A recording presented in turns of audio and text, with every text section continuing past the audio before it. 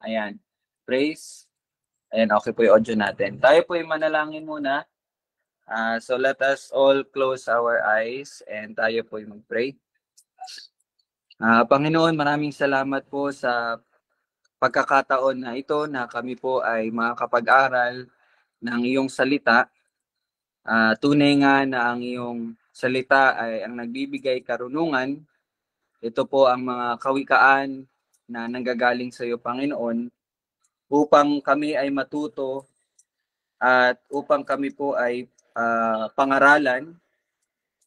Tunay nga ng iyong salita ang nagbibigay ng pagkaunawa at kami po ay nag-aaral ng salita upang tumanggap ng turo sa matalinong pamumuhay, sa katuwiran, karunungan at pagkakapantay-pantay.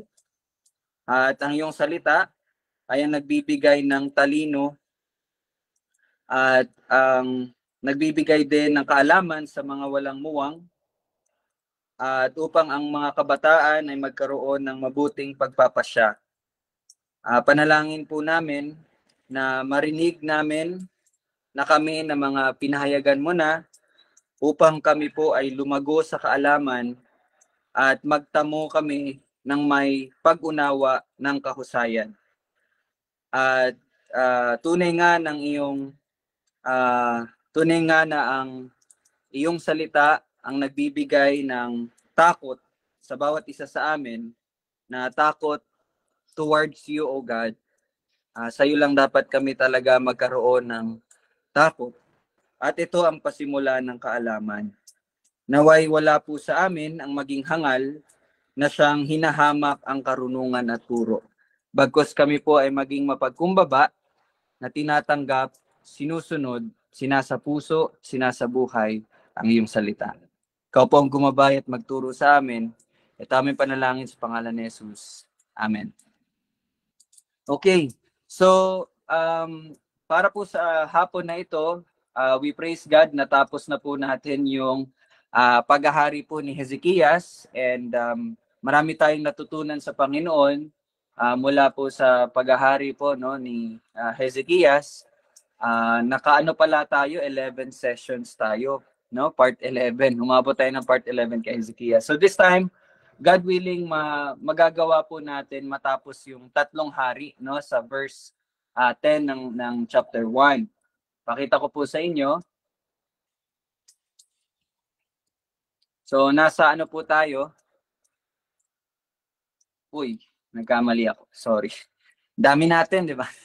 Teka lang, nagkamali po. Ulit, take 2.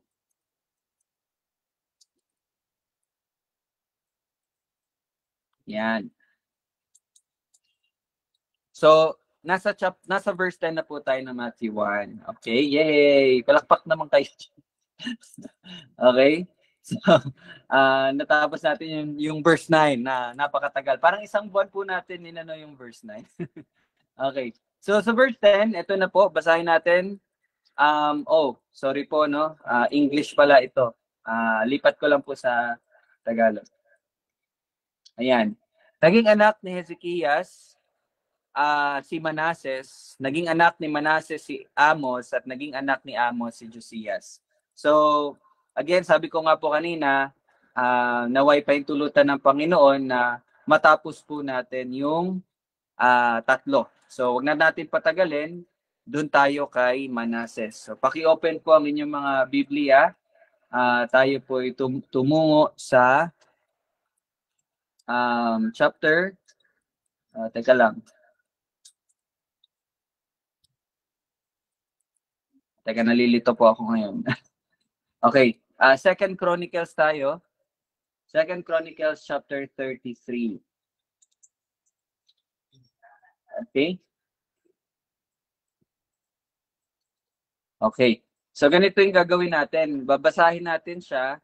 So naway makinig po ng mabuti ang bawat isa kasi napakaganda po ng matututunan din natin, no, sa paghahari ni Manases. And para medyo konti na lang po yung ating explanation para matapos natin silang tatlo. Sige, sino bang pwede makapagbasa dyan? Si Ate Arshan, pwede bang ikaw yung magbasa, ate? Na may suklay pa sa buhok. Sige. Okay, ate. Hanggang anong verse po, kuya? Yan. Magandang tanong yun, no? Hanggang ano na lang. Buuin mo na. Tapos para i-summarize na lang natin. Sige po.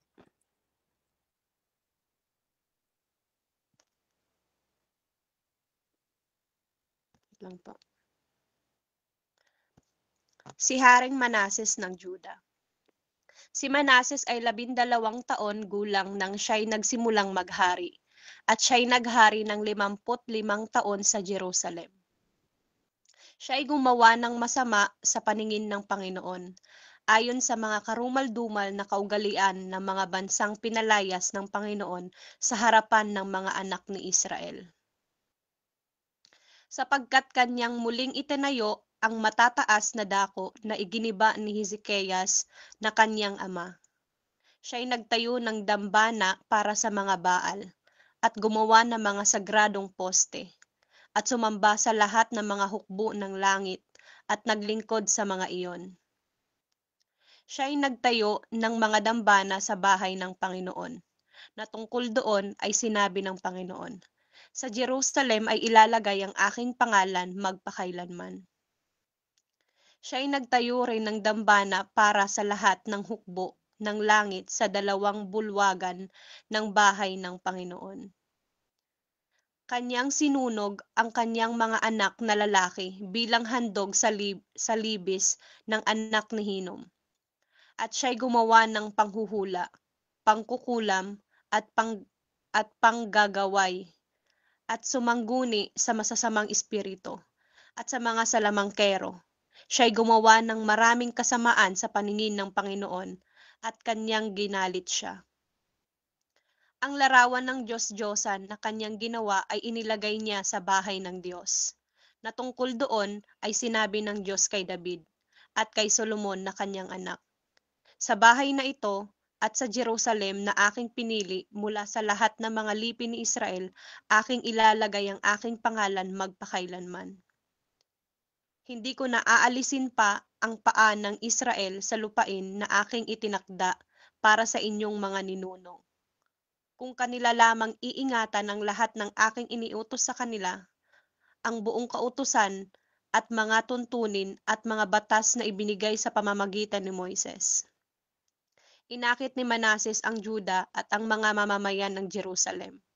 Kaya't sila'y gumawa ng higit pang kasamaan kaysa ginawa ng mga bansang nilipol ng Panginoon sa harapan ng mga anak ni Israel. Okay, verse 9 na lang pala muna, ate. Sorry. So mas maganda pala kung ano natin.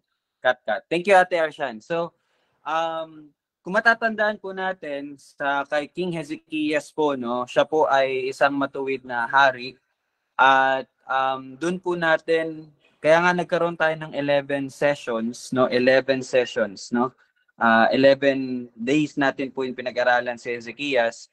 So, doon po natin nakita yung tinatawag na reformation.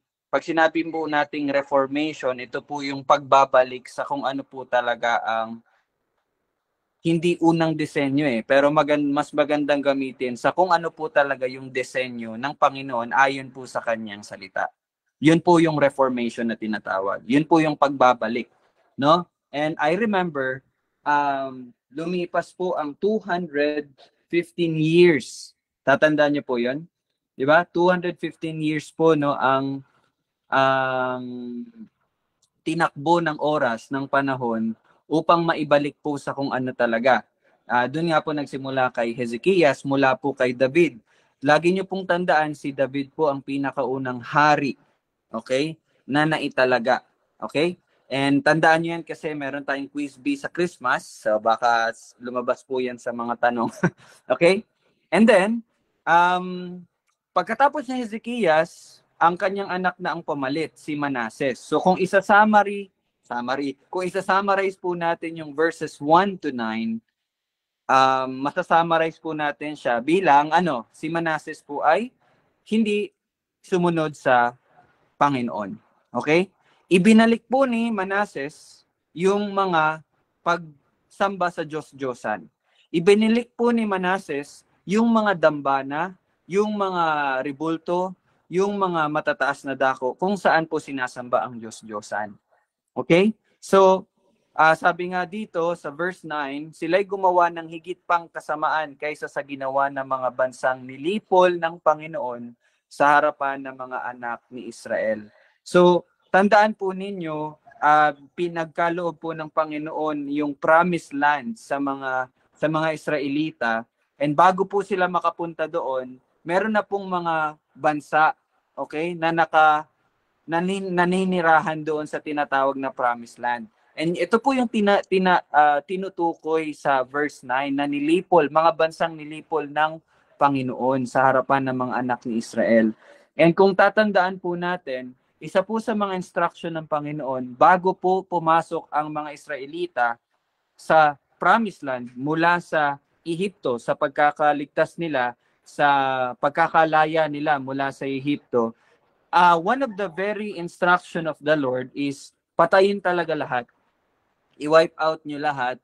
Huwag kayong mag-aasawa na galing doon sa mga bansang nilipol ko. Why? Bakit po yun ang instruction ni Lord? Kasi alam ng Panginoon na mai-impluwensyahan sila. Okay?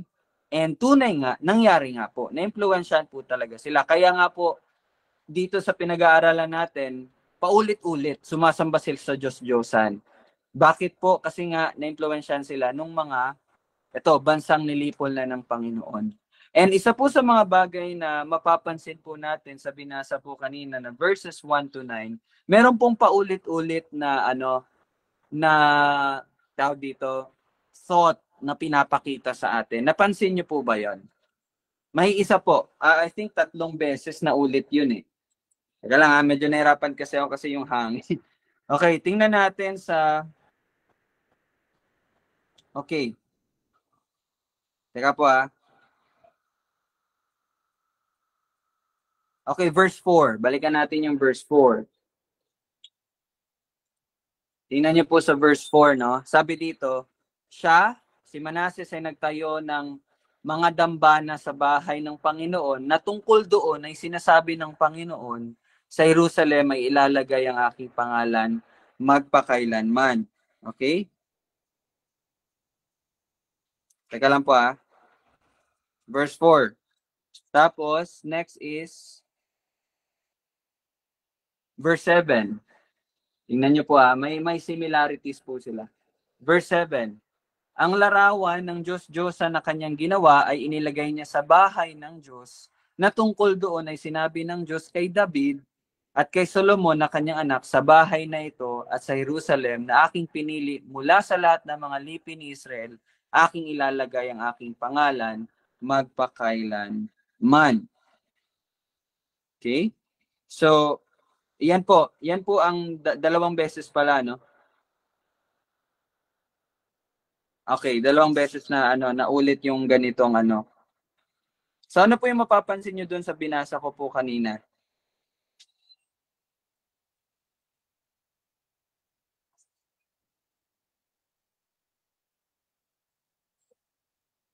Ano yung mapapansin nyo po sa verse 4 at verse 7?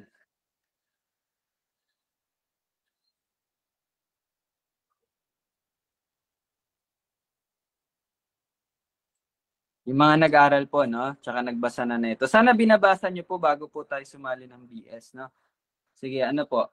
Mapapansin nyo sa verse 4 at verse 7. May iisa lang pong parang pareho na naulit na sinabi diyan.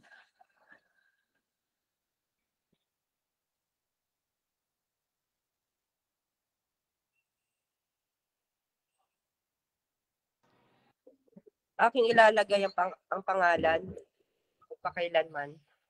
Aking ilalagay Ang aking pangalan magpakailanman. Okay. Verse 4. Okay, yes. So, malapit ka na, ma'am. Yeah, actually related po dun yung sagot, no?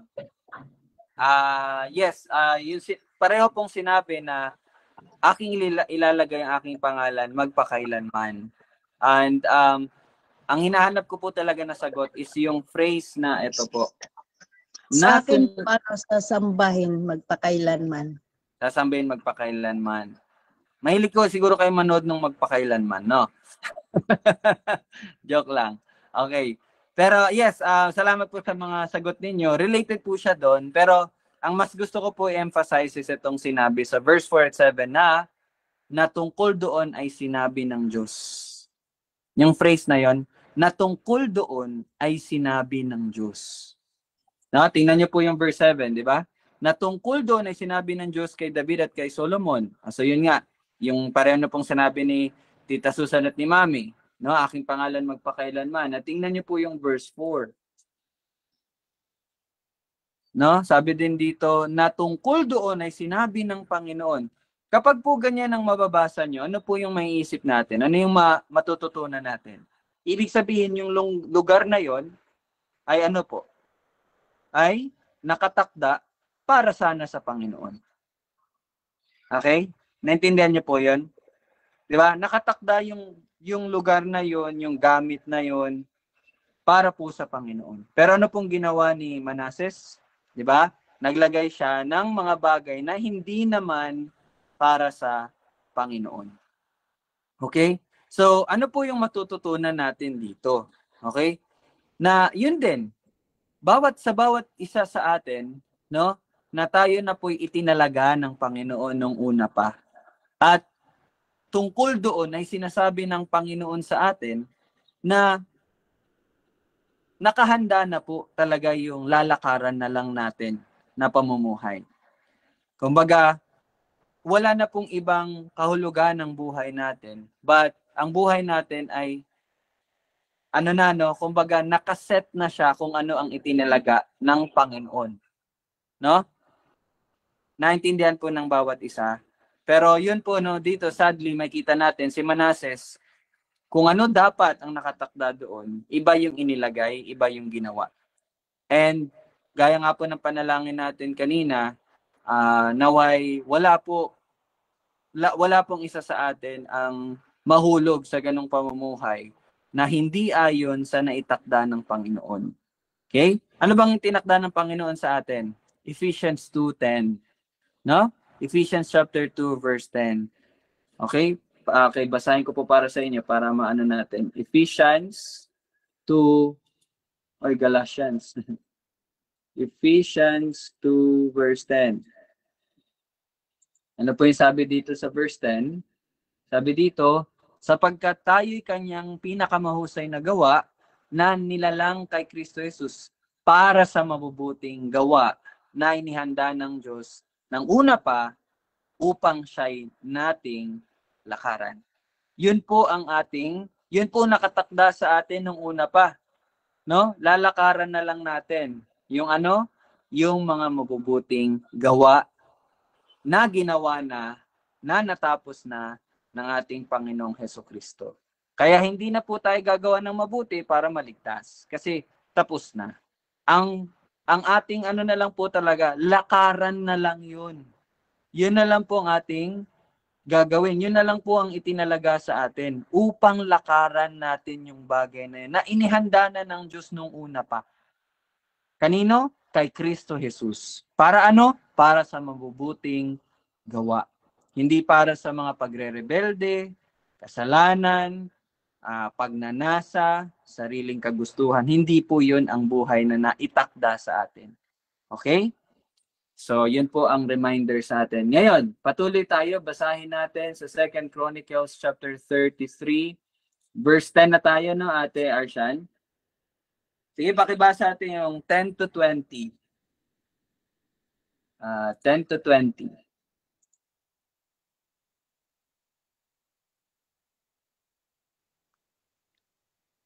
Verse 10. Ang Panginoon ay nagsalita kay Manases at sa kanyang bayan, ngunit hindi nila binigyang pansin. Kaya't dinala ng Panginoon sa kanila ang mga punong kawal ng hukbo ng hari ng Assyria, na siyang nagdala kay Manases na nakagapos at itinali siya ng mga kadenang tanso at dinala sa Babylonia. Nang siya'y nasa paghihirap, siya'y sumamo sa Panginoon niyang Diyos at lubos na nagpakumbaba sa harapan ng Diyos ng kanyang mga ninuno. Siya'y nanalangin sa kanya at tinanggap ang kanyang pakiusap at pinakinggan ang kanyang daing. At ibinalik siya sa Jerusalem sa kanyang kaharian. Nang makagayoy, nakala ni Manases na ang Panginoon ay siyang Diyos. Pagkatapos nito ay nagtayo siya ng isang panlabas na pader para sa lungsod ni David, sa dakong kanluran ng Gihon, sa Libis, at para sa pasukan patungo sa pintuang isda, at ipinalibot sa Ophel, at itinaas ng napakataas. Naglagay rin siya ng mga pinunong hukbo sa lahat ng mga lungsod na may kuta sa Joda.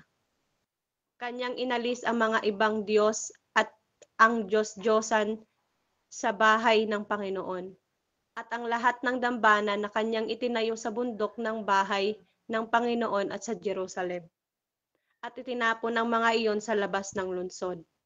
Ibinalik rin niya sa dati ang dambana ng Panginoon at naglagay doon ng mga handog pangkapayapaan at pasasalamat, at inutusan niya ang Juda na maglingkod sa Panginoon Diyos ng Israel. Gayunman, ang taong bayan ay patuloy pa ring nag-alay sa matataas na dako, ngunit tanging sa Panginoon nilang Diyos.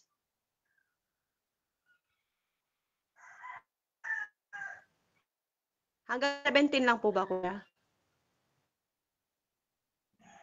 20 ate, 20.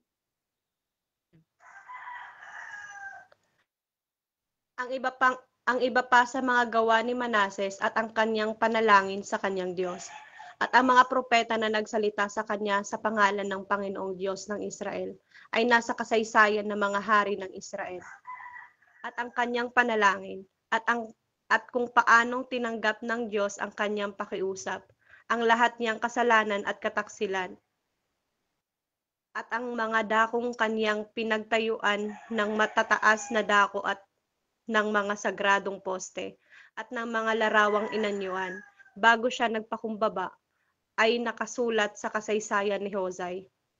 Kaya't natulog si Manases na kasama ng kanyang mga ninuno at kanilang inilibing siya sa kanyang sariling bahay. Si Amon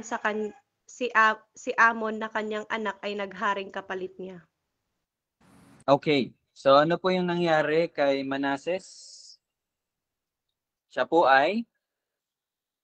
ay nagrepent, no? Siya po ay tumalikod sa kanyang mga maling ginawa at nakilala niya na ang Panginoon ay ang Diyos. So, nakita din po natin doon na kalakip ng kanyang pagtalikod ay yung pagsasaayos niya talaga. Pagtutuwid niya at pagpapanumbalik sa kung ano ang dapat. Again, reformation. Okay? So ano pong ginawa niya? Tinapon niya lahat yung mga Diyos-Diyosan, sinira niya yung mga dambana para sa Diyos-Diyosan, nilinis niya. So, yun po, no, makikita natin dito. Actually, no, itong 2 Chronicles chapter 33 is maganda din po ito na ipakita sa bawat isa sa atin na, again, ang pagtalikod sa kasalanan ay hindi po imposible sa Panginoon, no? At kung tayo man po ay tumatalikod na sa ating mga kasalanang nagawa dati at ginagawa. So, yun po ang tamang pagpapanumbalik. Ayusin talaga natin, itapon. Hindi po pwede na sasabihin natin tayo nanunumbalik sa Panginoon, pero hindi po natin iniiwan yung mga dating gawi po natin na pamumuhay. Okay? And tingnan nyo po sa verse 18 ba yun or 17? 17.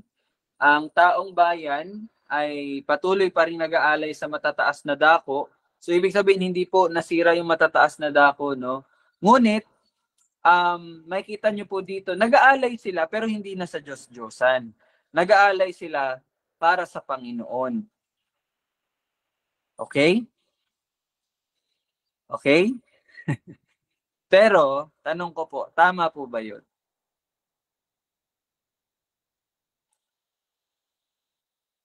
Tama po ba yun? Verse 17. Okay, nag-aalay sila sa matataas na dako pero hindi na sa mga Diyos-Diyosan. Sa Panginoon na. Again, ang tanong, tama po ba iyon? Pakaisipin niyo po talagang mabuti. Sana narinig niyo po yung salitang binanggit ko po kanina at yung kahapon. Yon, that will give you a hint kung tama ba ang ginawa nila o hindi. May tema po tayong pinag-uusapan kanina, no? Starts with letter R.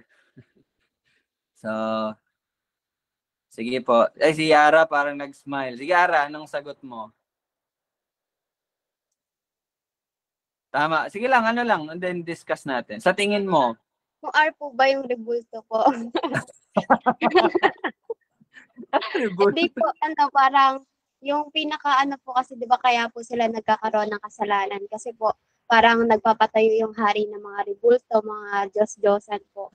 And parang same thing lang din naman po siya kahit nasabihin natin na para sa Panginoon yun. Pero bakit kailangan dun pa sa rebulto na ginawa nila or yung mataas na ano na yun? Ba't hindi na lang po yung sa templo na pinag-worshipan po talaga nila? Kaya para sa akin po parang sa akin lang naman po. sa'yo parang mali o tama? Or okay lang? Mali po. Mali, okay. Sige po, sino yung mag-a-agree kay Ara Joyce? Or sino yung hindi na lang mag-a-agree? Para that, ano. Agree po ba kayo sa sinabi ni Ate Ara? Si Mami Susan supportado, no? Okay. Alright. So actually, mali po yung ginawa. Mali po yung ginawa ng itong mga Israelita. Okay? Yung R po na binabanggit ko po kanina is yung Reformation. Reformation, hindi po rebulto. Okay? Reformation. Kaya nga yun po yung hint sa sagot kasi pag sinabi po nating Reformation, kung matatandaan po natin sa panahon ni Hezekias, 'di ba yung Reformation na nangyari is ano po? Ayon po sa salita ng Diyos, 'di ba? And ito pong ganitong pagsasamba sa matataas na dako ay hindi po 'yan ang way na ibinigay ng Panginoon upang sambahin siya nung time na ito, okay? Ngayon iba na, okay? Nung time po na ito, sinasamba ang Panginoon sa templo. Kaya tama po yung sinabi ni Ate Ara na mali pa rin yung ginawa nila. Kasi bakit hindi sa templo? Yun naman talaga ang itinalaga ng Panginoon. So again, kaya napaka-importante po talaga ang pag-aaral at pagbabasa ng salita niya. Kasi kung maire-relate po natin dito, nakaligtaan nitong mga Israelita na may salita ang Diyos about sa pagsamba sa Kanya. At hindi yun sa matataas na dako. Yun ay sa templo niya. So ano yun para sa atin? Tayo rin po mga kapatid, maging maingat po tayo sa sinasabi natin at iniisip natin na tayo naglilingkod at nagsasamba sa Diyos. Huwag niyo pong kaligtaan ng pagsamba sa Diyos ay naayon po sa Kanyang salita. Hindi po yan ayon sa kung ano po ang ating nalalaman at kung ano ang ating naiisip at kung ano ang convenient sa atin. Okay? Hindi po ganon. Meron lang pong isang standard sa pagsamba sa Panginoon at yun ay naayon sa Kanyang salita. So again, mga kapatid, study the Word of God. Mag-aral kayo ng salita ng Diyos. Huwag po kayong maging kampante na meron namang Bible study every day. Every 4:30, nakakarinig naman kami ng salita. Huwag po iyon. Yes, maganda po na nakakarinig kayo ng salita ng Panginoon sa ating Bible study. Pero again, it's a personal thing. Okay? What if wala po tayong Bible study? Mag-aaral ka kaya? Magbabasa ka kaya ng salita? No, and ito I remember, no, ito lang i-relate ko lang. Ito I remember yung mga estudyante and even yung mga trabahante, 'di ba? Sobrang effort ninyo po mag-extend ng time, mag-overtime, kahit na antok ka na, kahit pagod ka na. Pero alam mo kasi na may deadline, kaya ginagawa mo pa rin yung dapat mong gawin sa school, 'di ba? Or dapat mong gawin sa trabaho. Tama? Nakaka-relate po kayo kahit na pagod ka na, no? Kasi alam mo na kailangan eh. No? Tulad po ni Lola Litan, medyo na ano po kasi kagagaling niya lang sa ospital pero nakita ko pagkatapos ng ilang araw naglalaban na si Lola, sabi ko kaya mo na ba Lola? Yung ganun ba no? Pero ginawa niya yun kasi kailangan niya. Alam niya kasi yung kailangan kasi wala kami masusuot. Di ba? So ganun din po yung sa estudyante. Kailangan ipasa bukas eh. So kailangan kong gawin. Ganon din po yung sa nagtatrabaho. Kailangan ko kasing bayaran yung Judith. yung Judith namin bukas. So kailangan ko magtrabaho. So you see, meron tayong, alam natin yung kailangan. Naintindihan niyo po? Ito, tandaan niyo yung word, kailangan. Kaya nagagawa natin mag-extend kahit napagod na, kahit antok na tayo. Pero alam niyo po, pagdating sa salita ng Diyos, nawawala yung salitang yon. At ano po, alam niyo po anong nangyayari? Nagkakaroon tayo ng maraming rason. Pagod na kasi ako eh. Mapupuyat na kasi ako eh. Diba? Sino dito yung nakaranas na, no? Yung pagdating sa pag-aaral ng salita, na, antok na, ang dami ng rason, ay, dami ko kasing ginawa. Pero kapag sa trabaho yan, kapag sa Judith yan, kapag sa pag-aaral yan, may papasa kinabukasan, 'di ba? Pag wala ka na maisuot bukas, maglalaba ka talaga. Mag-aaral ka, mag-overtime ka. 'Di ba? Naintindihan niyo po? Hindi masama po no na mag-aral, magtrabaho, maglinis ng bahay. Hindi po masama 'yun. Kailangan natin 'yun. Pero ang masama, kapag sa ganung bagay nagagawa natin bigyan ng oras at effort. Pero bakit ang salita ng Diyos hindi natin nabibigyan ng oras? Hindi natin pinag-e-effortan. Naintindihan niyo po? Sana hindi niyo po ako ma-misunderstood na grabe naman to si Ryle. Dapat alam niya yung ano namin, estado sa buhay na wala talagang oras. Kasi kailangan namin magtrabaho. Yes, yun na nga eh. Kailangan. Pero lagi po natin intindihin na ang salita ng Diyos ang ating pinakakailangan. At actually, yun lang talagang kailangan natin eh. Alam niyo po bakit ko po nasabi na yun lang ang kailangan? Kasi once na naintindihan niyo po yung Matthew 6:33. Ano ba yung Matthew 6:33? Sige, pabasahin ko po para sa inyo. Mateo chapter 6 verse 33. Sabi ng Panginoong Jesus, ngunit hanapin muna ninyo ang kanyang kaharian at ang kanyang katuwiran. At ang lahat ng mga bagay na ito ay pawang idaragdag sa inyo. Ano yung binabanggit ng Panginoong Jesus dito na mga bagay na ito? Yun po, yung nabanggit ko po kanina, grades, pagkain, damit, trabaho, bayarin, lahat ng yun, no? Tingnan niyo po yung salita niya, pawang idaragdag lang yun. Kaya hindi ko po sinabi na mas kailangan yung salita ng Diyos. Hindi ko po sinasabi na yon. But ang sinabi ko po, ang tanging kailangan natin ay salita ng Diyos. Why? Kasi kung maintindihan nyo yung Matthew 6:33, hanapin nyo lang ang kaharian at katuwiran ng ating Panginoon. Lahat ng mga bagay na yon, yung mga sinasabi natin, yung iniisip natin ngayon na kailangan natin, idaragdag yun sa atin ng Panginoon. Hindi tayo pababayaan ng Diyos. Kaya nalulungkot ako kapag nakakarinig ako no, sa mga kasamahan ko sa core team, pero hindi kami nakapag-aral kasi busy sa school. No? Malimit, ginagawa siyang dahilan. Pero actually, nagiging ano siya, pagpapakita na bakit ikaw nakakapagbigay ka ng effort, mag-extend ng time, oras para sa school, pero sa salita ng Diyos, hindi mo magawa. Ginagawa mo pang dahilan yung pag-aaral mo upang hindi yun magawa. The same way sa mga parents. Bakit ginagawa natin dahilan yung pag-aalaga, pagluluto, paglilinis? Maganda nga po na, di ba nakikita niyo po yun?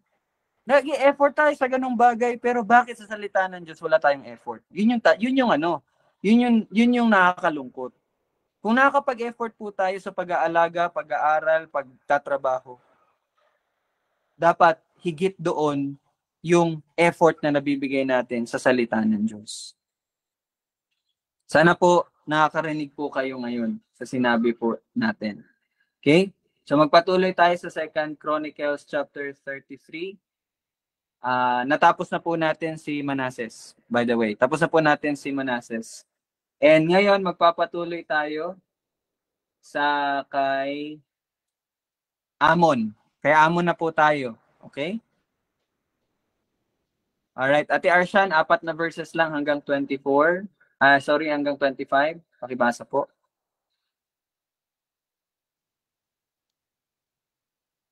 Si Haring Amon ng Juda. Si Amon ay 22 taon nang siya'y nagsimulang maghari, at siya'y naging hari sa loob ng 2 taon sa Jerusalem. Kanyang ginawa ang masama sa paningin ng Panginoon. gaya ng ginawa ni Manases na kanyang ama.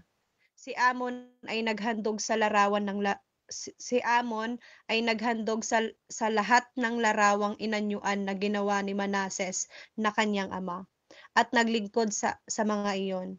Siya'y hindi nagpakumbaba sa harapan ng Panginoon, gaya ng pagpapakumbaba ni Manases na kanyang ama, kundi ang Amon ding ito ay nagbunton ng higit pang pagkakasala, at ang kanyang mga lingkod ay nagsabuatan laban sa kanya at pinatay siya sa kanyang sariling bahay.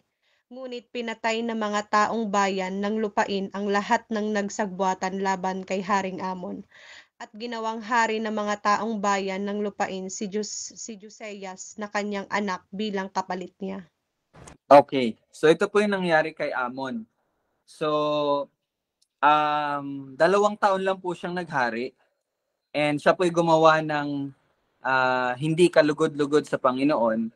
At kung si Manases na kanyang ama ay nagpakumbaba, siya naman po ay hindi. Bagkus, in verse 23, ang Amon ding ito ay nagbunto ng higit pang pagkakasala. Okay? So, yung itinuwid po ng kanyang ama, ibinalik niya naman. Pero 2 years lang po siya naghari. Okay? So, by the way, yon siguro ang isang salita na magagamit ko po dito is yung pagpapakumbaba. Okay? Pagpapakumbaba. So sa ating pong pagbabalik at pagtalikod sa ating kasalanan, kailangan po talaga ng pagpapakumbaba. Gaya po ng ginawa ni Manases, pagpapakumbaba. Okay? Ano bang ibig sabihin ng pagpapakumbaba? Ang ibig sabihin po nun ay pagtanggap mo, no, sa sarili mo na ikaw ay nagkasala. Minsan po kasi tayo, no, na sino po dito yung nagsusorry pero marami pang rason? Sorry ha, na may nagawang kasalanan. Kasi si ano eh. O, yung mga ganon. Or, sorry, nagawa ko yun. Pero kasi ano eh. No? Actually, hindi po yun pagpapakumbaba. No? Pagmamataas pa rin po yun. Hindi yun tunay na pagsusorry. Why? Kasi nagbibigay ka pa rin ng rason. Ibig sabihin, gina-justify mo pa rin yung maling nagawa mo. Yun lang naman ang dahilan kapag tayo po ay nagbibigay ng dahilan. Pero ang tunay na pagpapakumbaba, wala ka nang sinasabi. Pagtanggap na mali yung ginawa mo. At yun po ang dapat din nating gawin. Huwag po nating isipin, no, sa ating pagpapakumbaba, kasama po dyan, yun nga, pagtanggap sa mga maling nagawa natin at yung pag-iwan sa mga dating ginagawa natin na mali. Na kumbaga, hindi ng ating kagustuhan ng masusunod, ba't ang kagustuhan na ng Panginoon. So yun po ang pagpapakumbaba. At yun po ay kailangan natin sa ating pagtalikod sa dati po nating mga gawi, no, sa repentance na ating gagawin, pagpapakumbaba. And yun ay wala si Amon. Kaya nga po, 'di ba, siya ay gumawa ng karumal-dumal at higit pang pagkakasala sa Panginoon. Why? Kasi wala siyang pagpapakumbaba. Okay? So naway sa bawat isa sa atin, ito dadagdag ko lang po, no, kung tayo man po itatama ng salita ng Diyos sa pamagitan ng mga kapatid natin or sa pamagitan ko or sa pamagitan ng inyong pamilya, kapag po kayo itinatama, lagi niyo pong tandaan itong salitang to, pagpapakumbaba. Tanggapin po natin kasi yun po ang tunay na pagpapakita ng pag-ibig natin sa isa't isa. Ang pagsasalita na kung ano ang tama. 'Di ba nga po sa 1 Corinthians 13, ang pag-ibig, siya'y hindi nalulugod sa kasamaan, bagkus siya'y nalulugod sa kung ano ang matuwid at katotohanan. Yun po ang tunay na pag-ibig. So, kapatid, lalo na po sa mga sa mga kasamahan natin na bago pa, no, huwag niyo pong isipin na kayo po'y minamasama kung kayo itinatama. Okay? Alam niyo po ang pagtatama, masakit po yan. Kaya nga kailangan natin magpakumbaba. Okay? Tanggapin natin yung mali natin. So kasi, yes, sabi nga dito, isa yan sa pinaka-importante na dapat meron tayo upang maging ganap ang ating pagtalikod. Pagpapakumbaba. Kanina, share, Ate Arshan, okay lang ba i-share ko? Okay lang ba? Okay, so nagka-chat kami ni Ate Arshan and yun nga, tungkol nga po sa pinag-pray natin, no? Um, ano ba? By the way, kahapon po, di ba, pinag-pray natin yung provision, no? Para po kay Arshan. Hindi ko lang na detalye, pero we praise God kasi okay na po yung provision. Wala na po silang babayaran sa kailangan nila. So, ayun, pabor po, no, na nagmula sa Panginoon. And yun, yung maganda dun yung na-realize, no, na sabi ni Ate Arshan, okay. Yun sa akin lang, Ate Arshan, sasabihin ko. Huwag kang mag-alala. So, sabi ni Ate Arshan, minsan naiinis daw siya sa akin. Okay, minsan parang may pagkagalit kasi nga siguro sa mga pagtatama. Kasi ako po kasi yung, pag nagtatama po ako sa kanila, hindi ko po direkta silang kinakausap. Ginagamit ko po yung general na ano, para sa lahat na po kumbaga, hindi lang sa isang tao but para sa lahat. So kapag natamaan sila dun sa sinesend ko po sa group chat, ibig sabihin sila talaga yon. Okay? So siguro daw, ngayon ko lang na ano, siguro nainis pala or na, pero natural po yon sa natural na tao, okay? Natural po yun sa natural na tao. So, pero yun, na-realize niya na ganun pala talaga ang pag-ibig ng Diyos, no? Na ang pagtatama. So, kapatid, kung maramdaman po, man po natin na tayo naiinis or na, ano ba, yung nagagalit kung tayo tinatama, yan po ay galing po sa natural natin na katawan. Natural na makasalanang, di ba, katawan. Pero yan ay hindi na dapat natin pinapahintulutan. Yes, magalit tayo, pero again, iano natin na magpakumbaba tayo, bagkus magpasalamat tayo, kasi yun ang tunay na pag-ibig. Di ba? Sabi nga ng salita ng Diyos, isa sa mga patunay na ikaw ay anak ng Diyos, kapag ikaw ay kanyang dinidisiplina. At walang disiplinang hindi masakit. Lahat ng pagdidisiplina, masakit po yan. So, kung ang pagdidisiplina masakit, gano'n na rin ang pagtatama. Masakit po talaga yun. Pero, yun po ay magdudulot ng kabutihan at pagpapabanal sa bawat isa ng mga anak ng Diyos. Okay? So, purihin natin ang Diyos kasi yun nga din na na-realize po ni Ate Arshan, mahal talaga siya ng Diyos kasi hindi siya pinapahintulutan na manatili sa kung ano man yung mga nangyari, bagkos binabalik kung ano ang tama. Kanina nag-aaral po ako about po dun sa preaching po ni Dr. John MacArthur at sinend ko po to sa inyo actually, di ba? Sabi dito, minsan dinadaan niya tayo sa mga pagsubok para lang hindi tayo masyadong maging konektado sa mundong ito. Kasi 'di ba kapag walang nangyayari sa buhay natin, parang ang saya natin, hindi natin namamalayan, nagiging ano na tayo sa mundo, komportable, 'di ba? Pero yun nga, dinadaan niya tayo sa pagsubok para hindi tayo masyadong maging konektado sa mundong ito at mapaalalahanan tayo at mapanatili sa atin ang pag-asa sa langit na nagniningas sa ating mga puso. So yan po yung isang purpose ng pagsubok. Okay? So I think dito lang po muna tayo magtatapos sa kay Amon. Bukas magsisimula tayo. Baka 3 parts tayo or 2 parts kay Josiah. Tingnan natin, no? Bago po tayo magtapos, baka meron po kayo may dagdag, may share or may tanong or prayer request. Now is your time na makapagsalita. Anyone po?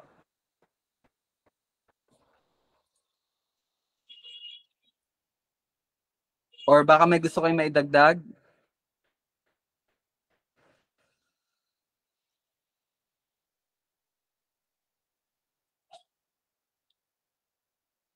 Wala na po ba? Okay na po tayo. Sure? Okay na. Sige po. So kung wala na po, dito tayo magtatapos. Mag-pray po muna tayo, no? Let's pray. Panginoon, tunay nga na ikaw ang kumikilos at nagbibigay ng puso na nagnanais na kilalanin ka, sundin ka, at luwalhatiin ka at sundin ang iyong kalooban. Maraming salamat, Panginoon, dahil ang iyong salita ay magiging totoo sa buhay ng bawat isa na iyong pong itinalaga, pinili. Dahil sabi mo po sa iyong salita, ang iyong itinalaga, iyong tinatawag, iyong pinapabanal, at ikaw po ang nagbibigay ng kaluwalhatian sa bawat isa na iyong pong pinili. Maraming salamat, Panginoon, dahil sa pag-aaring ganap mo sa amin sa pamamagitan ng pagkabuhay muli ng aming Panginoon na si Jesucristo, na siya rin pong inaasahan namin na kami ay mabubuhay muli sa pagdating po ng iyong itinakdang panahon. Ikaw mag-ingat patuloy sa bawat isa, magpalakas, magpatibay sa pagtitiwala sa iyo, Panginoon, at pamumuhay na ayon sa pananampalataya at hindi po sa aming nakikita. Hindi, paalalahanan mo po ang bawat isa na ikaw ang Diyos at soberanya sa lahat. Ikaw ang lumikha sa lahat. Ang lahat ay nanggaling sa iyo. Lahat ay hawak mo, Panginoon, at ang lahat ay nasa kamay mo. Kami po ay magtitiwala sa iyo lamang, O Diyos. Ito aming panalangin sa pangalan ni Jesus. Amen. Maraming salamat po, Tita Che. Happy to see you. And thank you po sa lahat na nakasali. Lola Myong, Lola Lita, Tita Amy, Tita Susan, Ate Arshan, Ate Ara, and everyone. God bless. Bye-bye.